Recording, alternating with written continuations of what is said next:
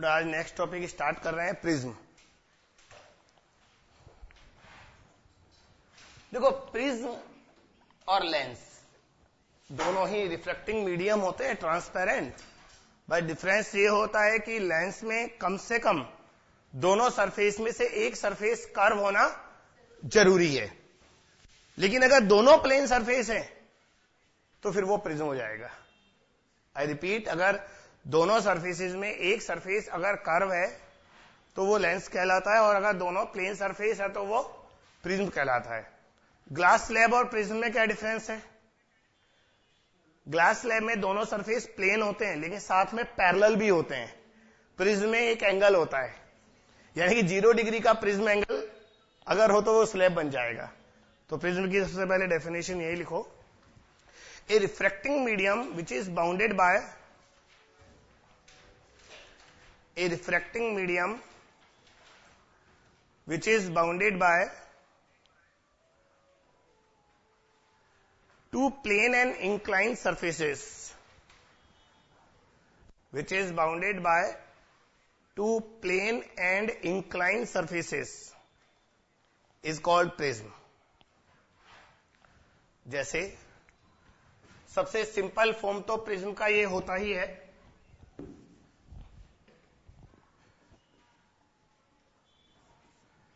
तो ये तो प्रिज्म हम हमेशा ही देखते आ रहे हैं।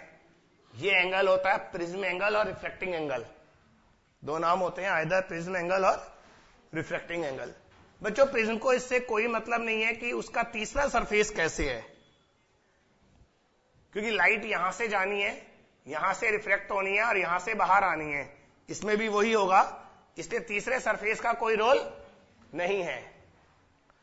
इवन हम लोग ग्लास स्लैब को भी तो प्रिज्म मान सकते हैं अगर रिफ्रैक्शन इन दोनों से हो रहा है तो। आप समझ रहे हैं?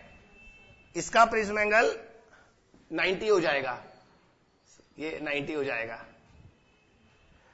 अगर मान लो ऐसा कोई ऑब्जेक्ट हो, लाइट इधर गई,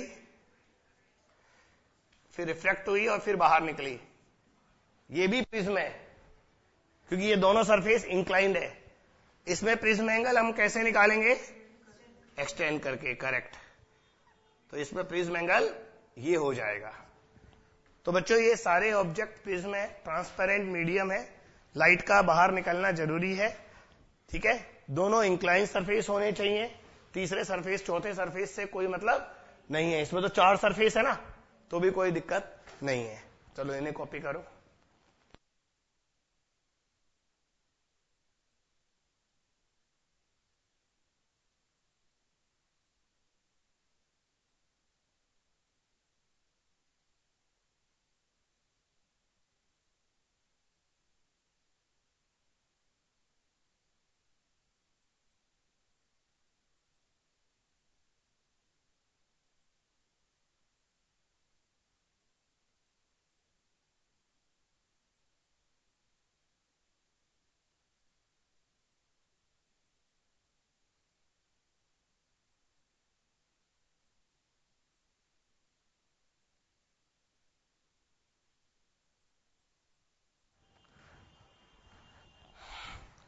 बच्चों, इस प्रिज्म वाले टॉपिक में 2 डिस्कशन है मेनली।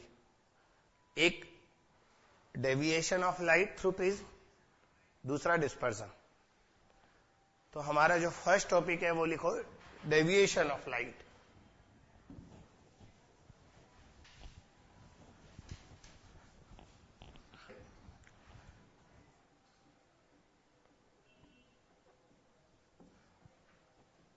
एक बार आप समझ लें इसे। बच्चों, जैसे ये कोई प्रिज्म है,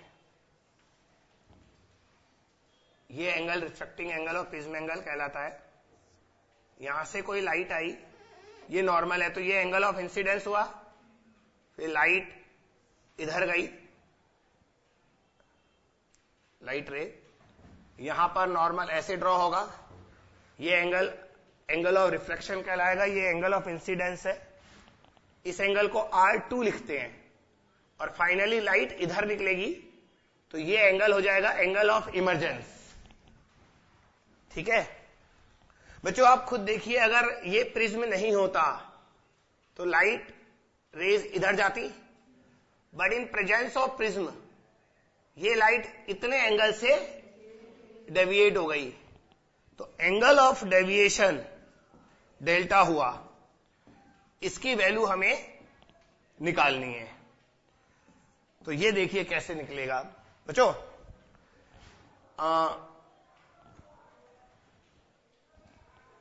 ये टोटल एंगल अगर आई है तो ये वाला टोटल एंगल आई होगा वर्टिकली अपोजिट। टोटल आई में से अगर R1 सब्ट्रैक्ट कर दूं तो ये I माइनस R1 हो जाएगा।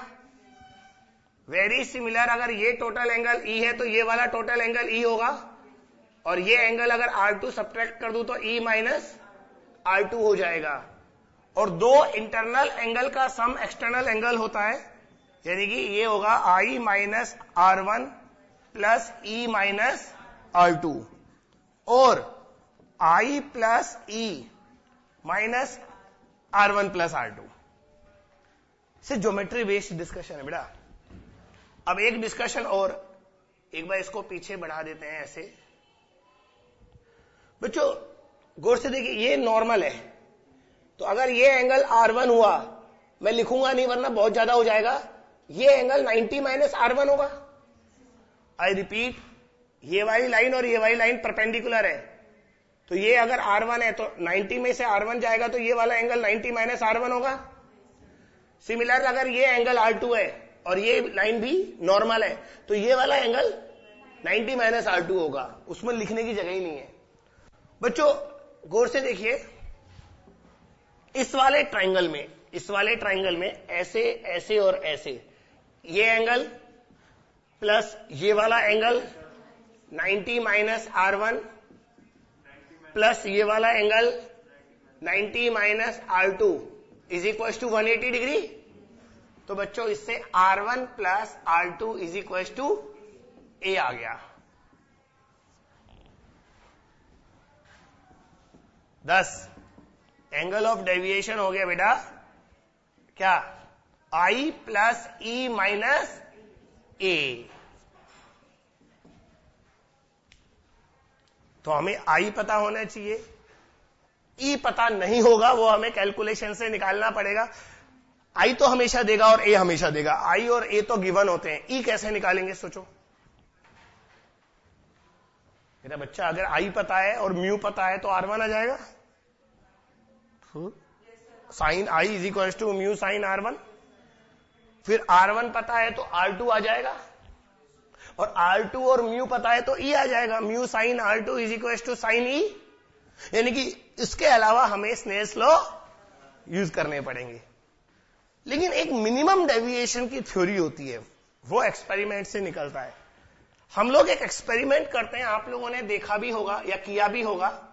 एक है ना, प्रिज्म लेते हैं और ऐसे दो ऑल पिन लेकर एक लाइन पर उसको खड़ा कर देते हैं कार्डबोर्ड पर, फिर प्रिज्म रख देते हैं और दूसरी साइड से उन दोनों ऑल पिन्स को देखते हैं, तो ऑल पिन हमें इधर नहीं इधर दिखाई देती है।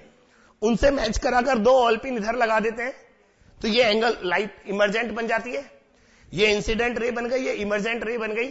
तो हम उनके बीच का एंगल प्रैक्टिकली कैलकुलेट करते हैं, वो एंगल ऑफ डेविएशन होता है। याद आया कुछ?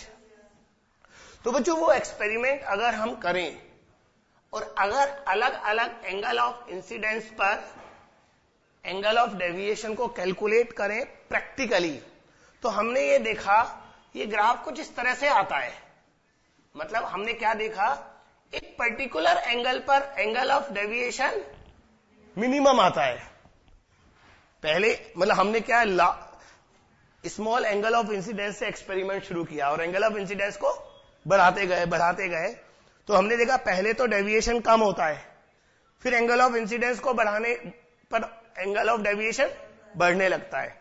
तो एक पर्टिकुलर एंगल ऑफ इंसिडेंस पर डेविएशन मिनिमम आता है। और बच्चों हमने ये भी देखा, at minimum deviation I is equal to E होता है। और अगर बच्चों रिवर्सिबिलिटी के अकॉर्डिंग अगर I और E इक्वल हुए तो R1 और R2 भी इक्वल होंगे ना, क्योंकि sine I is equal to mu sine R1 है। और mu sine R2 sine E है। I और E इक्वल होने का मतलब R1 और R2 भी इक्वल होंगे। और बच्चों R1 प्लस R2 A होता है। R1 प्लस R2 अगर A होता है और दोनों इक्वल भी है तो दोनों की इंडिविजुअल वैल्यू A/2 हो गई। बच्चों ये कंडीशन बहुत इंपॉर्टेंट है, ध्यान रखना। वैल्यू से ज्यादा ये कंडीशन, मिनिमम डेविएशन पर क्या होता है, I और E एंड R1 और R2 आपस में इक्वल होते हैं और R1 R2 की वैल्यू A/2 होती है। इस इंफॉर्मेशन से हम मिनिमम डेविएशन की वैल्यू निकाल सकते हैं। 10 मिनिमम डेविएशन कितना हुआ, I plus E minus A।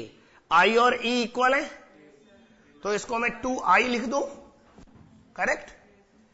तो बच्चों I आ जाएगा delta minimum plus A divided by 2। अब हम फर्स्ट सरफेस के लिए स्नेल्स लॉ लगाएंगे। स्नेल्स लॉ फर्स्ट सरफेस के लिए क्या होगा, sine I is equal to mu sine R1 और mu is equal to sine I upon sine R1। और बच्चों यहां जगह कम है, इसको यहां से मिटाकर मैं यहां लिख रहा हूं, फ्रॉम स्नेल्स लॉ म्यू होगा sine I upon sine R1। अब साइन I की वैल्यू ये पुट कर दो, डेल्टा मिनिमम प्लस A/2 और R1 A/2 ऑलरेडी है, वहां लिखा हुआ है। तो बच्चों ये एक इक्वेशन आ गया। This is the objective of this experiment. इस एक्सपेरिमेंट का ऑब्जेक्टिव क्या होता है, म्यू निकालना। प्रिज्म का म्यू हम कैसे निकालते हैं, अलग अलग एंगल ऑफ इंसिडेंस पर एंगल ऑफ डेविएशन कैलकुलेट करते हैं प्रैक्टिकली, फिर उससे ग्राफ बनाते हैं, ग्राफ से मिनिमम डेविएशन कैलकुलेट करते हैं, मिनिमम डेविएशन की वैल्यू यहां पुट करके फिर म्यू निकलता है। इसको थोड़ा सा रिड्यूस और करूंगा, स्मॉल प्रिज्म एंगल के लिए जगह नहीं है, एक बार कॉपी करो।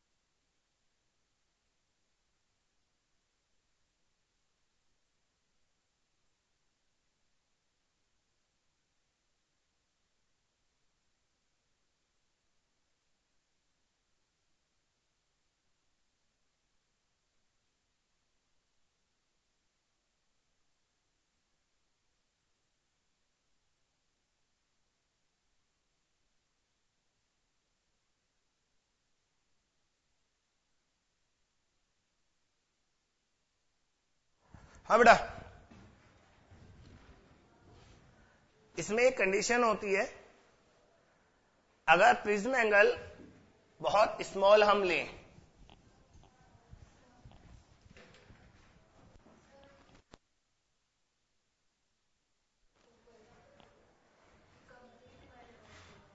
नहीं कंप्लीट है ना, ब्रैकेट यहां लगा रखा है, उसके बाद ऑब्लिक लगा है, वहां भी तो कंप्लीट है। हाँ बच्चों, if prism angle is very small,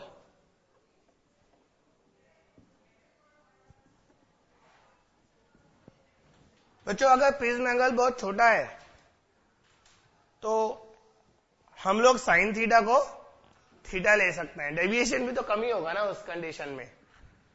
तो म्यू इज इक्वल टू आ जाएगा A plus delta minimum by 2 divided by A by 2, और इसे क्रॉस मल्टीप्लाई करें तो डेल्टा मिनिमम सॉल्व करने पर आएगा म्यू माइनस 1 इंटू ए। तो अगर प्रिज्म एंगल बहुत कम हो तो डेल्टा मिनिमम हम निकाल सकते हैं म्यू माइनस 1 इंटू ए। मतलब ये कह लीजिए फिर एंगल ऑफ इंसिडेंस पर वो डिपेंड नहीं करेगा। नहीं वैसे भी खैर मिनिमम डेविएशन पर तो आई और ई दोनों इक्वल हो ही जाते हैं, वो तो कोई ना कोई वैल्यू तो फिर भी आती ही है ना। तो ये केवल स्मॉल प्रिज्म एंगल के लिए ध्यान रखना, अगर प्रिज्म एंगल ज्यादा हो 30, 40, 50, 60 तो फिर इसे यूज करना है। और इससे ज्यादा इंपॉर्टेंट है ये कंडीशंस, मिनिमम डेविएशन पर क्या होता है वो याद करो, तो उससे क्वेश्चन थोड़े जल्दी बनेंगे। यहां तक पहले कुछ क्वेश्चन कर लेते हैं हम।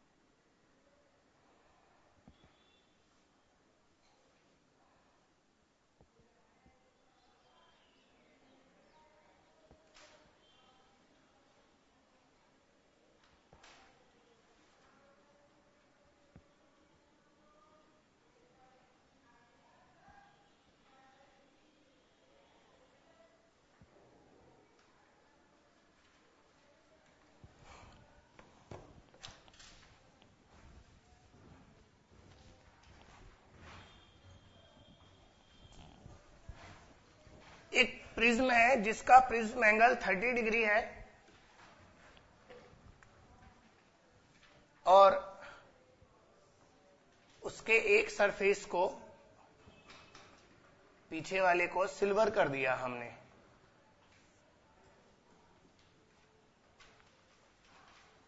यहां से कोई रे आई, इसका एंगल ऑफ इंसिडेंस निकालना है। इफ रे retrace its path, calculate angle of incidence I if रे रिट्रेस इट्स पाथ।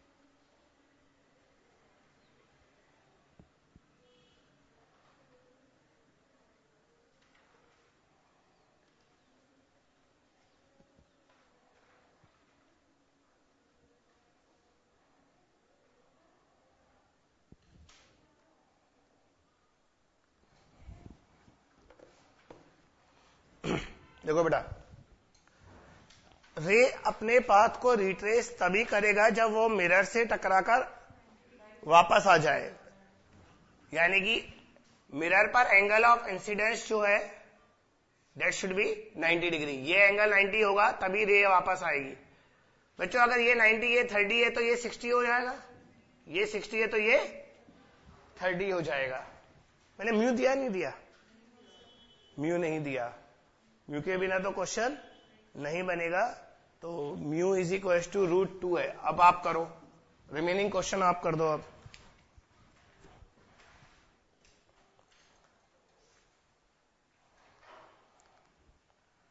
ऐसे काफी मेन काम तो, मेन वर्क तो मैंने कर ही दिया।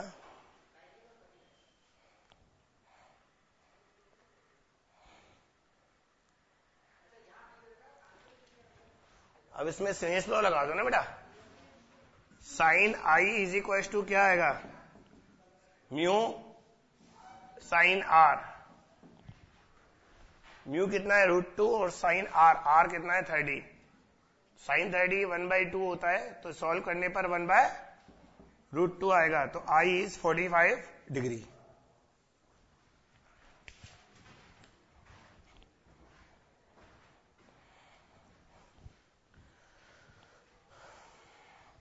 आई 45 डिग्री आएगा।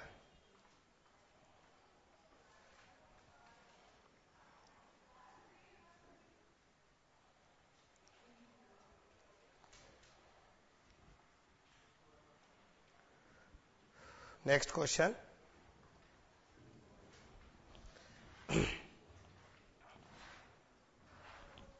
refractive index of a prism is √2. Refractive index of a prism is √2 and prism angle is 60 degree. Prism angle is 60 degree. Calculate angle of incidence of a ray. Calculate angle of incidence of a ray if it suffers minimum deviation. If it suffers minimum deviation.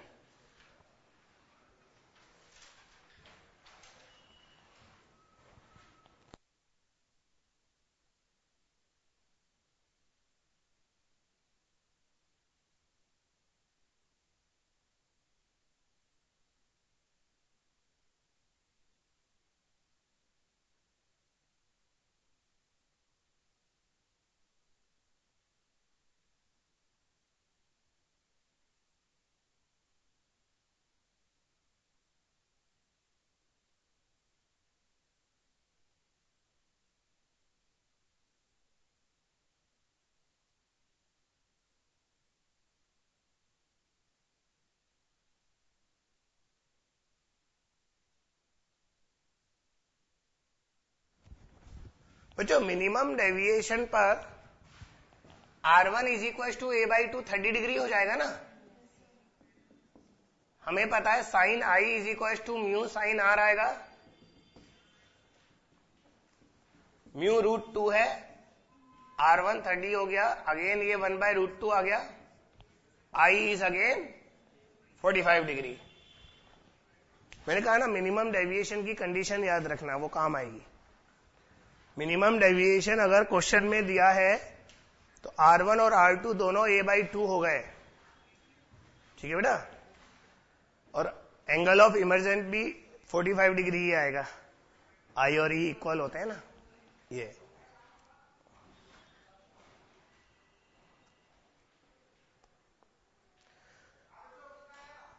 Minimum deviation की value अगर हम निकालें तो कितनी आएगी बताओ। अगर इस क्वेश्चन में ये पूछो मिनिमम डेविएशन एंगल कितना आएगा तो कैसे निकालोगे? डेल्टा मिनिमम होता है 2i माइनस ए। आई हमने 45 निकाला, 2i 90, 90 माइनस 60। प्रिज्म एंगल 60 था ना इसका, हाँ प्रिज्म एंगल 60 था, तो 90 माइनस 60 यानी कि एंगल मिनिमम डेविएशन 30 डिग्री आएगा। मिनिमम डेविएशन 30 डिग्री आएगा। Next question,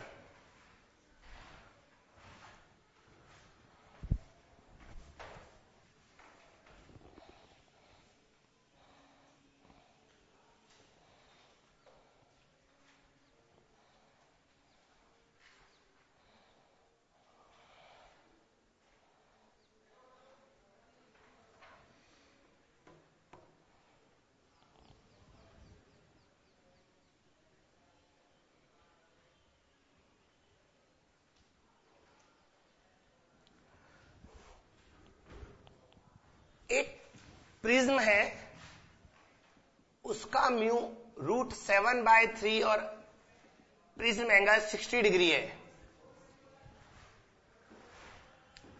refractive index of A prism is √7/3 and prism angle is 60 degree. Question is, calculate limiting value of angle of incidence, limiting value of angle of incidence if ray is transmitted through the prism. If ray is transmitted through the prism.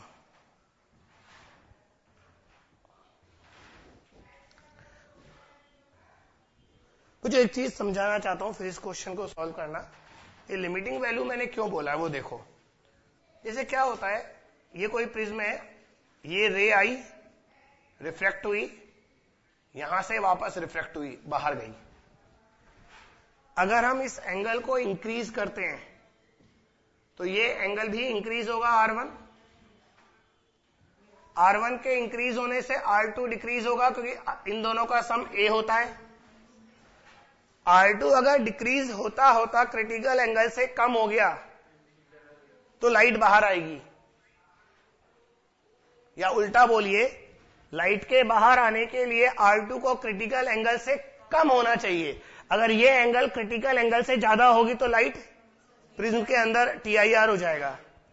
तो हम ऐसा बोले, अगर हमें light को transmit कराना है तो R2 क्रिटिकल एंगल से कम होना चाहिए। समझ गए? और यहीं से आपको हिंट मिलेगा इस क्वेश्चन को करने के लिए। लिमिटिंग वैल्यू का मतलब यही होता है। इसकी minimum value, maximum value critical है तो ये मैक्सिमम होगा, तो ये मिनिमम होगा, ये मिनिमम होगा, तो ये भी। तो लिमिटिंग का मतलब आपको मिनिमम वैल्यू ऑफ आई निकालना है ताकि लाइट बाहर आ जाए। हाँ, TIR ना हो। तो मैंने इस क्वेश्चन को करने का पूरा हिंट भी दे दिया। अब आपको कैलकुलेशन जरूर करनी पड़ेगी बेटा।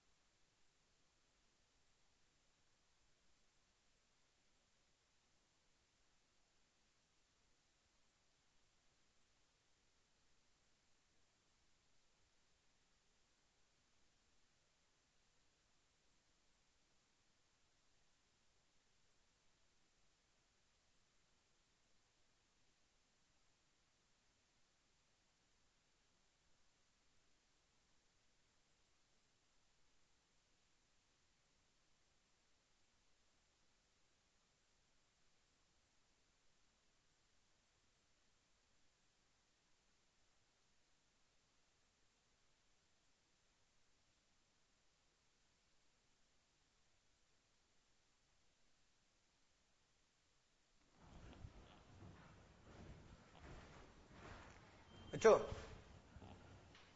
अगर हम चाहते हैं लाइट बाहर आ जाए then R2 must be less than और equal to critical angle, correct. या हम सीधा सीधा लिमिटिंग वैल्यू के लिए R2 को क्रिटिकल एंगल के बराबर ले लेते हैं।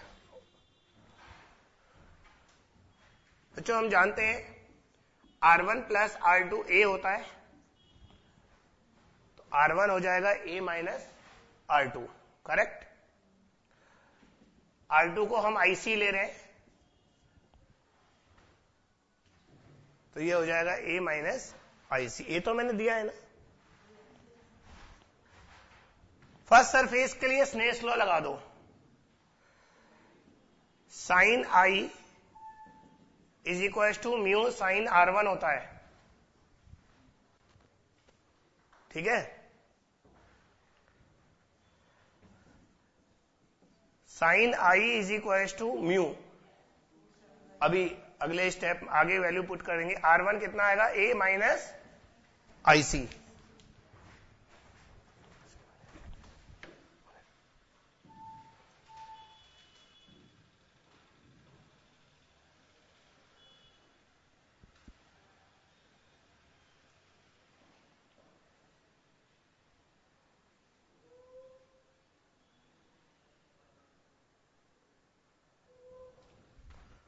अब इसे एक्सपेंड करेंगे, साइन A माइनस बी का फॉर्मूला लगाएंगे। म्यू क्या होता है बेटा, sine A cos B minus cos A sine B, correct. अब आप अलग से थोड़ा ध्यान दें, साइन IC 1/म्यू होता है, तो cos IC √1 minus sine square IC √1 minus 3/7 यानी कि 2/√7 हो जाएगा।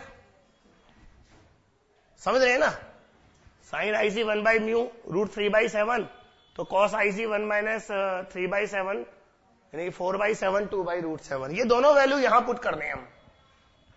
तो म्यू कितना है, √7/3 साइन A 60 डिग्री है, तो साइन 60 कितना हो गया, √3/2। कॉस IC कितना है, 2/√7 माइनस कॉस 60 कितना होगा, हाफ, और साइन IC कितना है, √3/7। बच्चों √3/7 कॉमन आकर इससे कैंसिल हो जाएगा, अंदर बचेगा ये 1 माइनस हाफ, यानी कि ये केवल, और अगर साइन I हाफ है इसका मतलब angle of incidence is 30 degree. तो बच्चों एंगल ऑफ इंसिडेंस की वैल्यू आ गई 30 डिग्री। बच्चों एंगल ऑफ इंसिडेंस इससे कम नहीं होना चाहिए या इससे ज्यादा नहीं होना चाहिए, सोचो, मैंने बताया था अगर एंगल हमने इससे कम किया तो ये भी कम होगा और ये बढ़ जाएगा, ये बढ़ जाएगा तो TIR हो जाएगा। तो this is the minimum angle of incidence if we want to transmit the light through the prism. कर लो इसे कॉपी।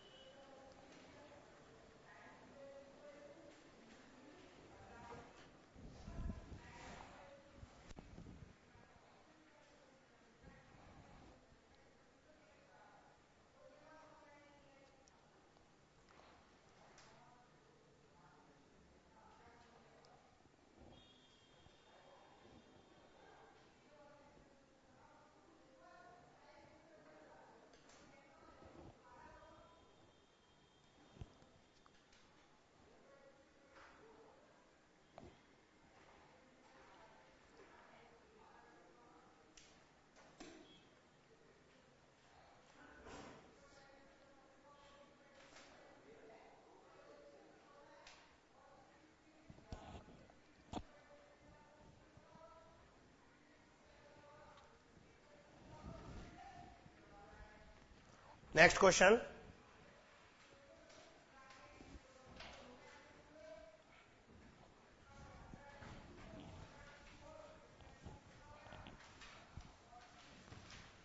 हाँ बेटा, किसी प्रिज्म के लिए हमने एंगल ऑफ इंसिडेंस और एंगल ऑफ डेविएशन का ग्राफ बनाया। ये ग्राफ इस तरह का आया,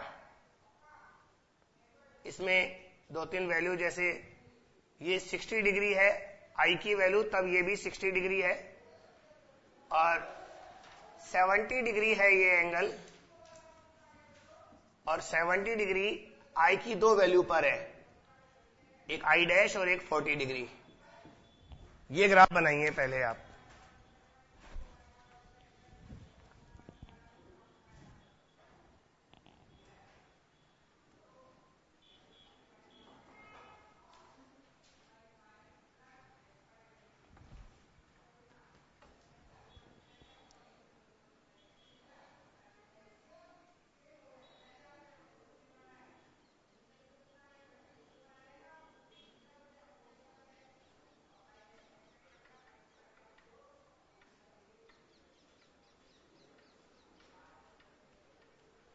बच्चों क्वेश्चन है,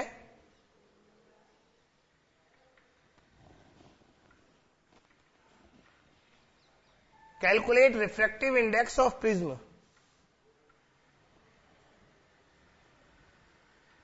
on the basis of given information. Calculate refractive index of prism on the basis of given information.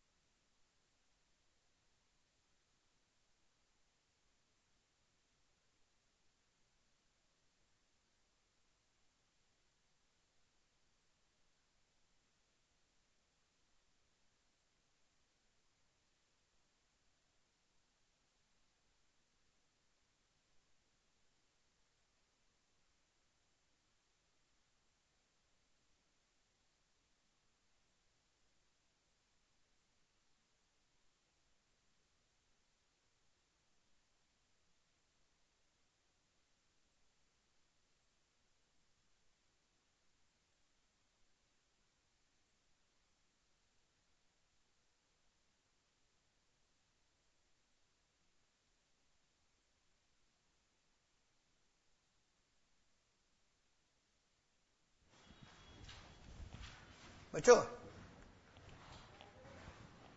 एक तो मिनिमम डेविएशन ग्राफ से पता लग रहा है 60 डिग्री है। Minimum deviation i is equal to 60 पर है,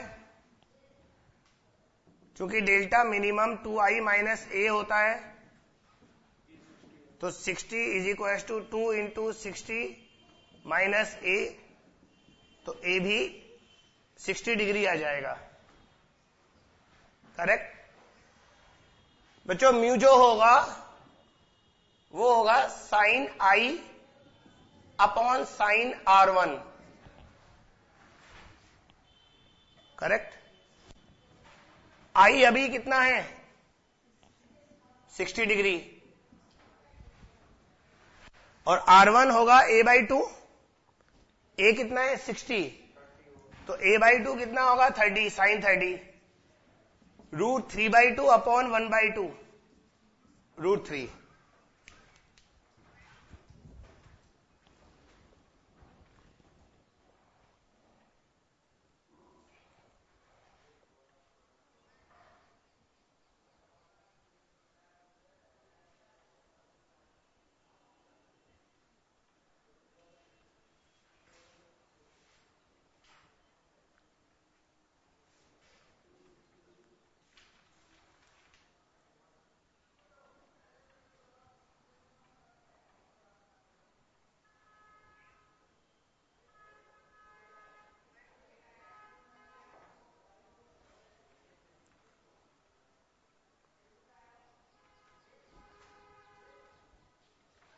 next question,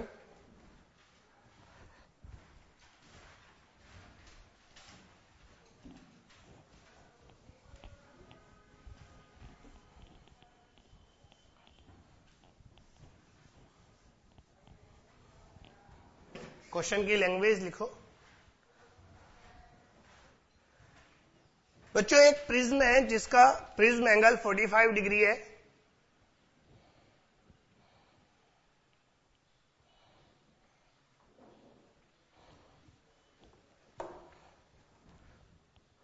Angle of a prism is 45 degree and angle of emergence is also 45 degree. Angle of emergence is also 45 degree for grazing incidence. For grazing incidence.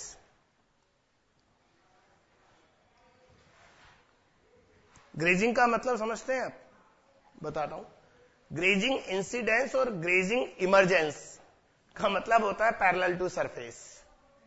अगर कोई light surface के parallel आ रही है तो grazing incidence कहलाता है।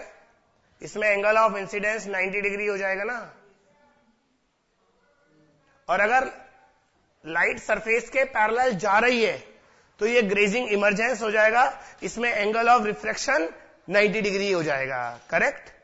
Calculate refractive index of this prism. Calculate refractive index of this prism.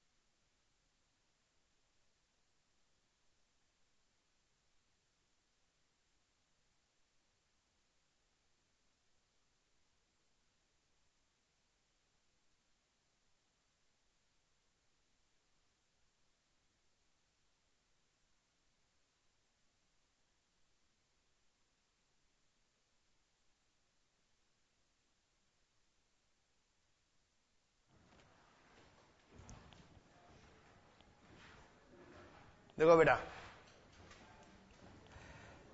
हमने आपको एंगल ऑफ इंसिडेंस 90 डिग्री दे दिया। एंगल ऑफ इमरजेंस हमने 45 डिग्री दे दिया। प्रिज्म एंगल भी 45 डिग्री गिवन है। म्यू पूछा है। इसने ऐसा कुछ नहीं बोला कि मिनिमम डेविएशन है। वो थ्योरी हम जबरदस्ती यूज नहीं करेंगे। और वैसे भी मिनिमम डेविएशन पर आई और ई इक्वल होते हैं, वो नहीं है। तो बच्चों ये क्वेश्चन डेविएशन का नहीं, स्नेल्स लॉ से सॉल्व होगा। कैसे? बच्चों फर्स्ट सरफेस के लिए स्नेल्स लॉ लगाते हैं। Sine I is equal to mu sine R1। और सेकेंड सरफेस के लिए mu sine R2 is equal to sine e. Second surface में बाहर आ गए ना, वो ई है। सुन रहे हैं आप?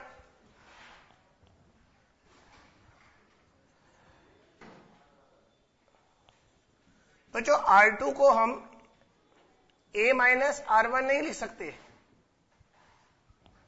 R1 plus R2 is equal to A होता है, तो R1 is equal to A minus R2, या R2 is equal to A minus R1, अभी पहले भी यूज किया था। इसे एक्सपेंड कर दें, ये आएगा sine A cos R1 minus cos A sine R1, correct? Sine ही। अब वैल्यू पुट करना स्टार्ट कर रहा हूं मैं, गौर से देखें। म्यू मुझे नहीं पता, ए कितना है 45, ये 1/√2 आएगा। यस बच्चों, साइन R1 कॉस R1 को under root 1 minus sine square R1 लिख दूं।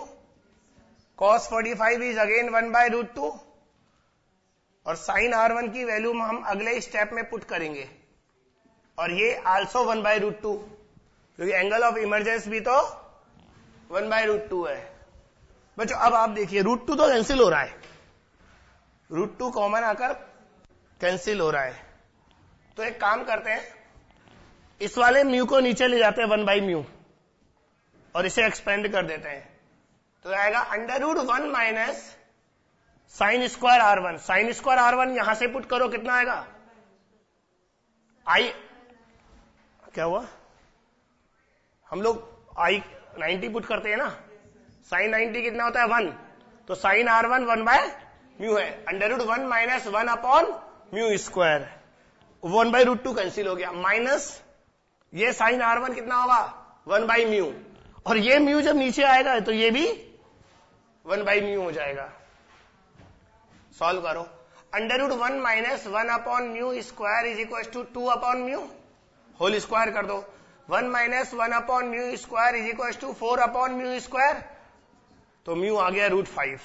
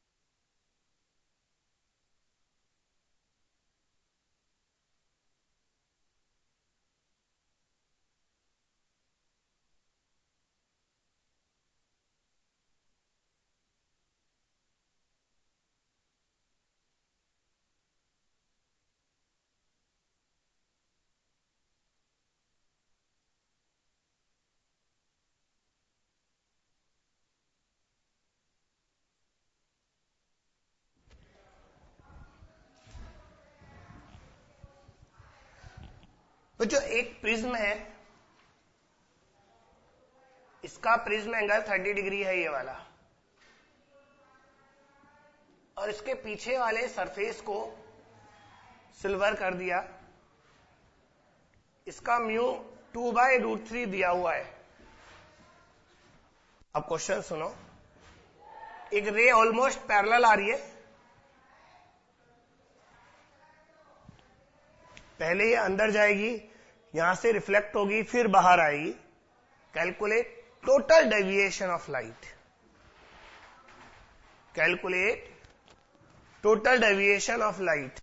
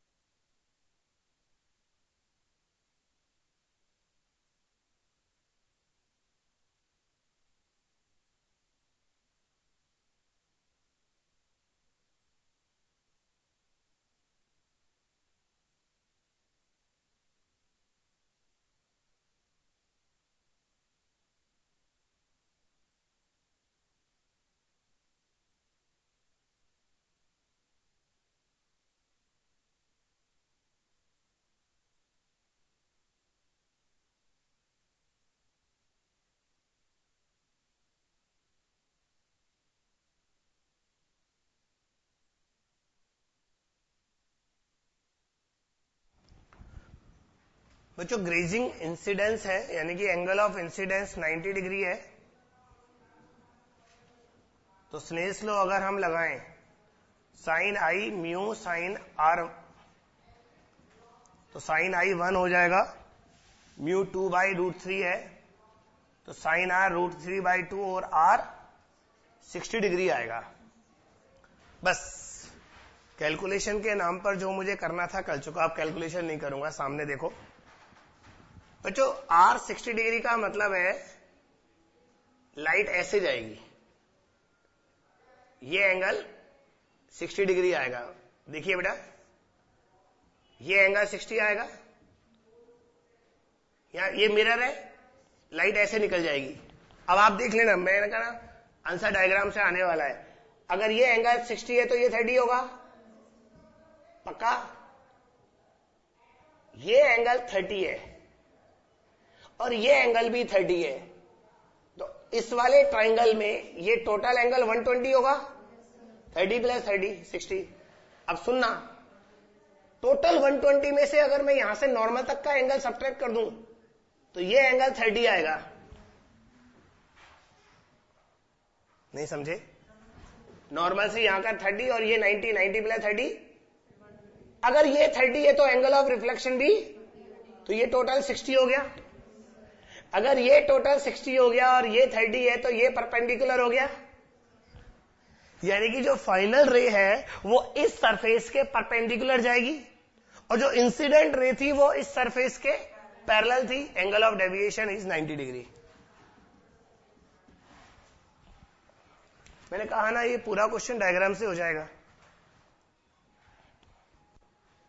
ज्योमेट्री देखो एक बार फिर दिखा रहा हूं, ये 60 मैंने कैलकुलेशन से निकाला तो ये 30, ये दोनों अगर 30 है तो देखो ये पूरा एंगल 120 आएगा, यहां से यहां तक।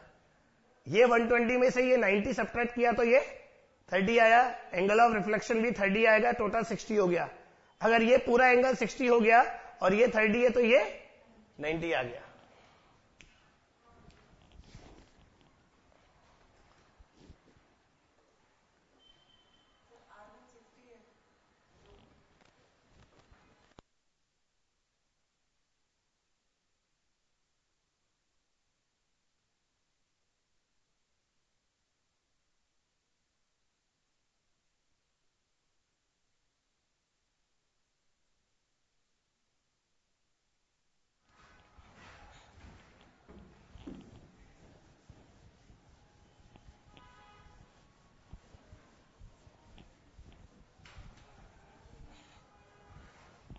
बच्चों बहुत सारे क्वेश्चंस करने के बाद अब हम टॉपिक चेंज कर रहे हैं। ये था डेविएशन ऑफ लाइट, अब है डिस्पर्सन ऑफ लाइट।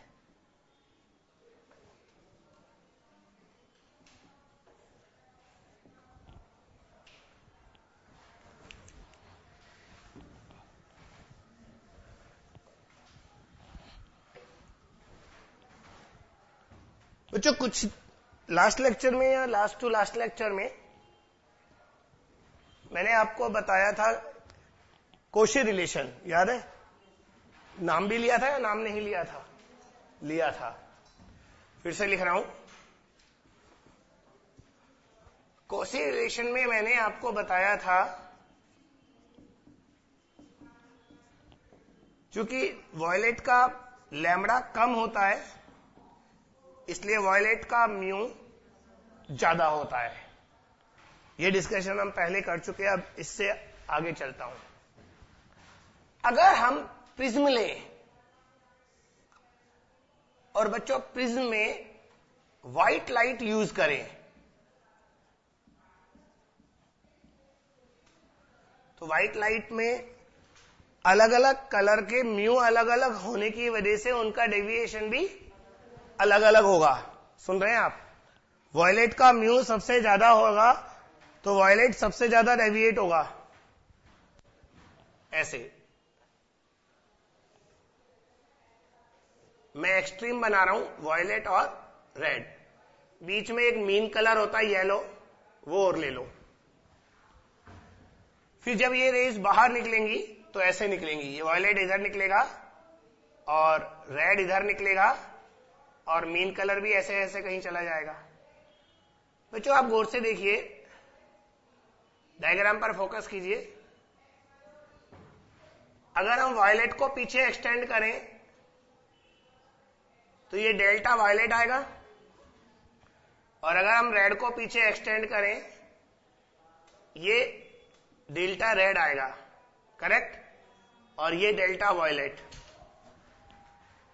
हमें ये वाला एंगल निकालना है, कितने एंगल में ये सारे कलर्स फैल गए। This is called angular dispersion. क्या कहलाता है? Angular dispersion. Angular dispersion theta होगा delta violet minus delta red. Violet जितना फैला और रेड जितना फैला, अगर दोनों को सब्ट्रैक्ट कर दूं तो वो कलर्स जितने एंगल में फैले वो आ गए। डायग्राम से भी दिख जाएगा ना आपको, पीछे एक्सटेंड करने से। पीछे एक्सटेंड करोगे थोड़ा सा तो दिख जाएगा। अब बच्चों हम जानते हैं डेल्टा वॉयलेट होता है म्यू वॉयलेट माइनस 1 इंटू ए।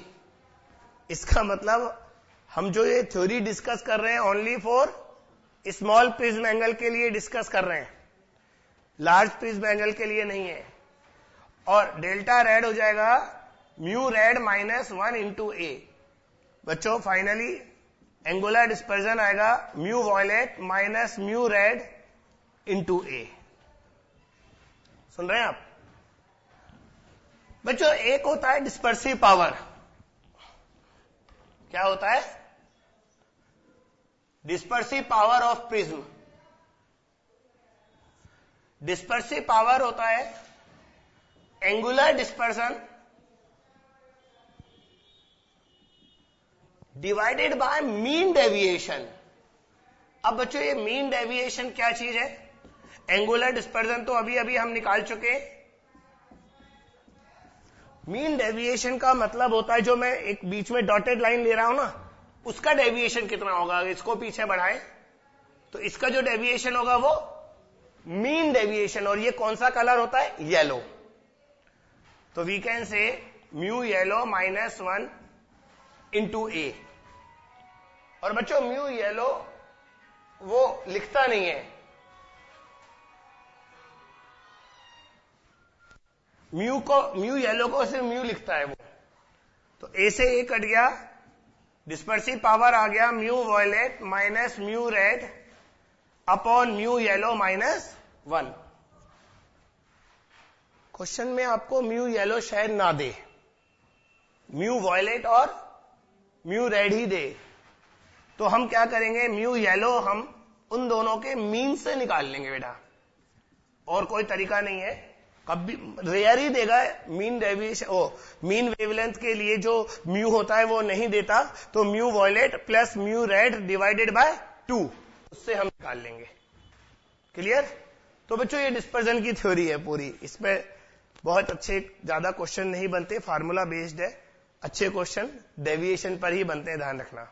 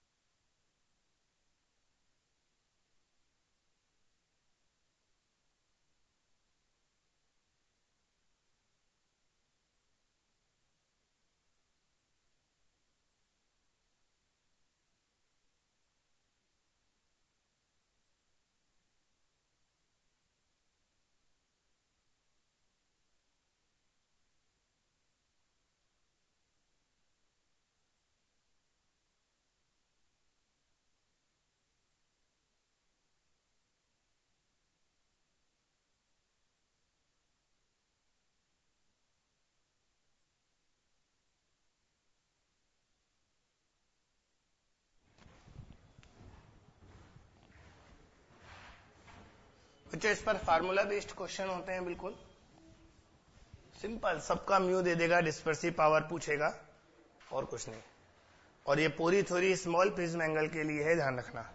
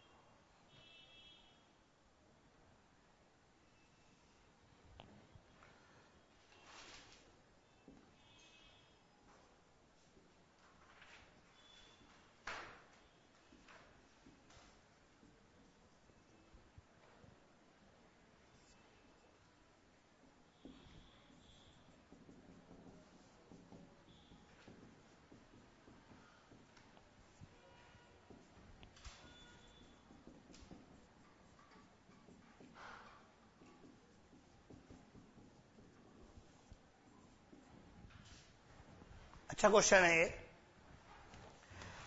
आप वैल्यू आप कॉपी कर लेना, डायग्राम बना लेना, एक बार सुन लो बच्चों। ये दो प्रिज्म है, एक म्यू1 और दूसरा म्यू2। इनके एंगल वगैरह दिए हैं 60, 40, 20, 70, ये सब। पहले वाले प्रिज्म का म्यू आपके सामने लिखा हुआ है, कौशी रिलेशन है, गौर से देखो, a plus B upon lambda square. दूसरे वाले का म्यू दिया है, और इंपॉर्टेंट है दोनों के म्यू में जो लैम्बडा आ रहा है वो नैनोमीटर्स में है। किसमें बेटा? एंगस्ट्रॉम में नहीं है, नैनोमीटर्स में है। तो मेरा पहला क्वेश्चन है, आप एक ऐसा लैम्बडा बताइए। पहले आप डायग्राम बनाइए, मैं फिर क्वेश्चन लिखाऊंगा, उसमें लिखाना पड़ेगा मुझे क्वेश्चन को।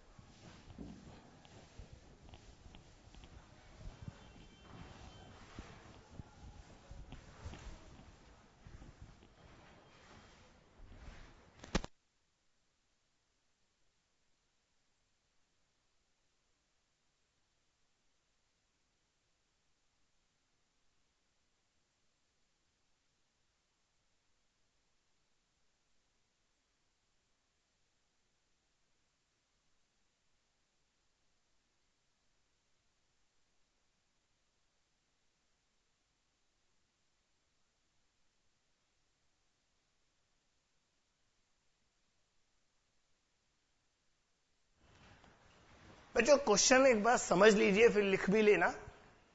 हमें एक ऐसा वेवलेंथ कैलकुलेट करना है, अगर मैं उस वेवलेंथ की लाइट यहां से इंसिडेंट करवाता हूं तो वो अंदर जाएगी। तो हम कुछ भी एंगल ले लें, वो लाइट बीसी इंटरफेस पर बेंड नहीं होगी। क्वेश्चन की लैंग्वेज लिखो, calculate wavelength lambda naught, calculate wavelength lambda naught for which ray incident at any angle, ray incident at any angle on interface BC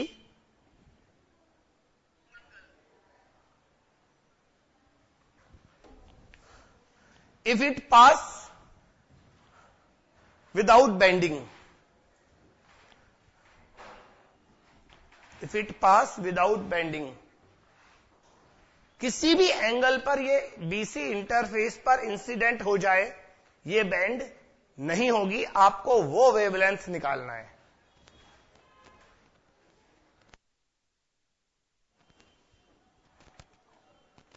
जितना देखने में ये डेंजरस क्वेश्चन है, सॉल्व करने में उतना ही आसान है। ये आईआईटी का क्वेश्चन है, बहुत पुराना, जब सब्जेक्टिव हुआ करता था एग्जाम, तब का क्वेश्चन है आईआईटी जेईई का ये।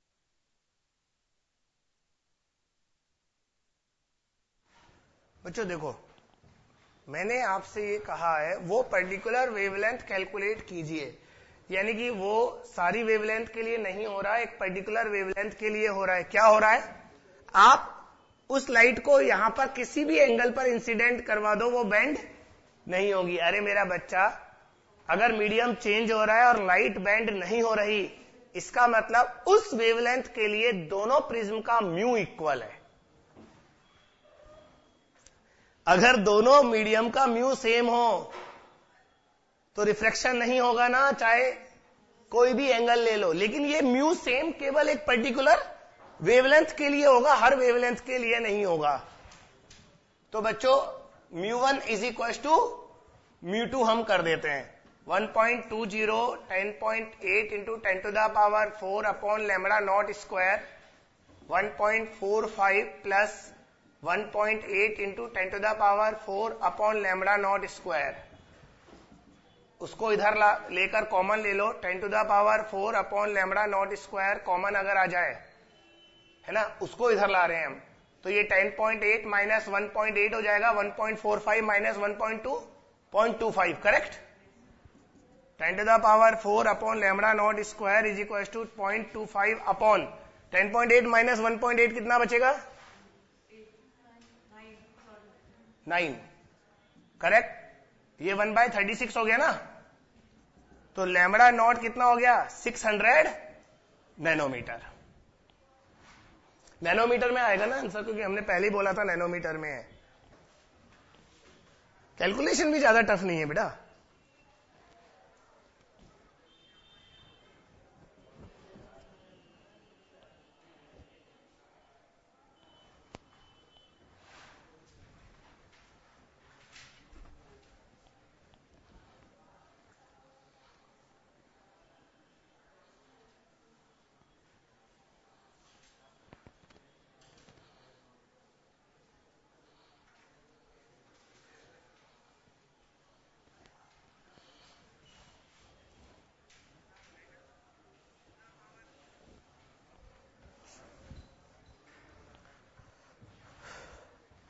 बच्चों इसका एक पार्ट और है, और उस पार्ट के बिना ये क्वेश्चन का मजा नहीं है। Second part of the question लिखो, कैलकुलेट, नहीं लिखो, if we use light of wavelength 600 nanometer, if we use light of wavelength 600 nanometer, then calculate angle of incidence I on face AC, ये वाला फेस है ना AC, on face AC if combination of prism produces minimum deviation,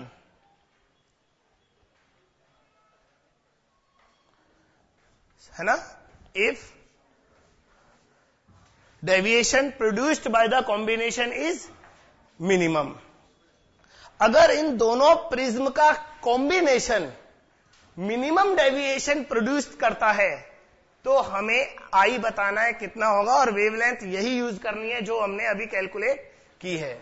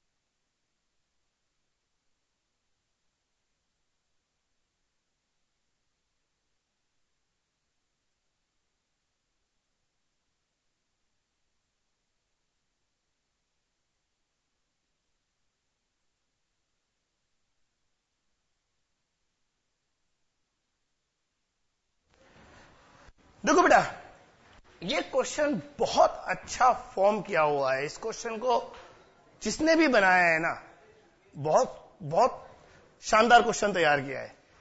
अगर हम ये वाला particular wavelength काम में लें तो इसका मतलब ये दो प्रिज्म है ही नहीं। अरे इस पर्टिकुलर वेवलेंथ के लिए म्यू सेम है, और अगर म्यू ही सेम है इसका मतलब ये प्रिज्म भी एक ही है। गौर से देखो बच्चों, इसका मतलब मैं इस बाउंड्री को हटा दूं, बाउंड्री हटाते ये एंगल 60 डिग्री हो गया, और अगर ये दोनों एंगल 60 है इसका मतलब ये इक्विलैटरल प्रिज्म बन गया ना, ऐसे। बच्चों शुरू में मैंने बनाया भी यही था, अगर आपने ध्यान दिया हो तो। अब आगे की कहानी, प्रिज्म एंगल 60 डिग्री आ गया, क्योंकि अगर ये दोनों एंगल 60 है तो ये एंगल भी 60 डिग्री होगा। मिनिमम डेविएशन है तो R1 is equal to A/2 is equal to 30 degree.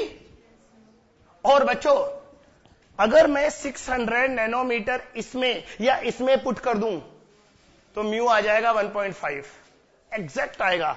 आप देखो 600 इसमें पुट करो, 36 into 10 to the power 4, 36 10 to the power 4 cancel हो जाएगा, और 10.8 और 36 कैंसिल हो रहा है किससे? 0.3, 36 3 जा 108 होता है, तो म्यू कितना आएगा? 1.4। बच्चों साइन आई होता है म्यू साइन R1। म्यू कितना है? 3/2। R1 कितना है? साइन R1 हाफ, तो एंगल ऑफ इंसिडेंस आएगा साइन इनवर्स 3/4। बच्चों आज का लेक्चर यहीं तक।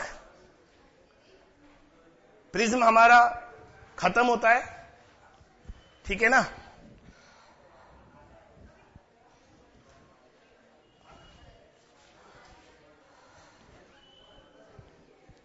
और इसके साथ रे ऑप्टिक्स भी खत्म होता है।